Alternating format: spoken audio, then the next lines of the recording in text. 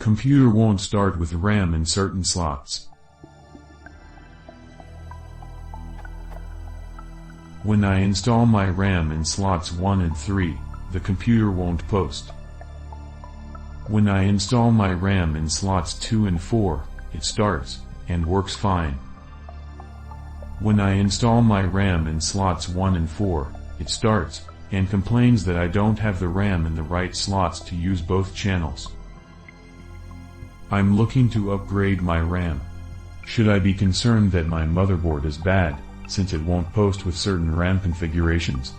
The motherboard manual recommends using slots 2 and 4 if you're using 2 sticks.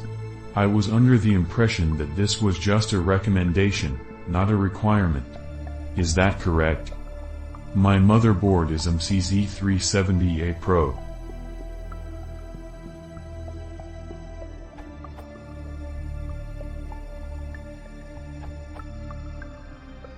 Looking at the manual for your motherboard from MCZ's website, it says the following. Always insert memory modules in the dimmer 2 slot first. So no, it's not just a recommendation.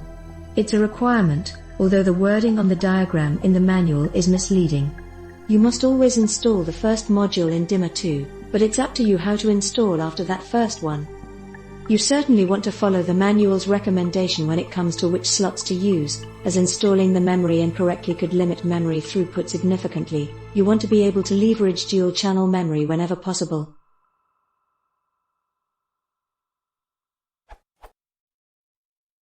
The slots on your board are labeled dimmer 1, dimmer 2, dim 1, dim 2.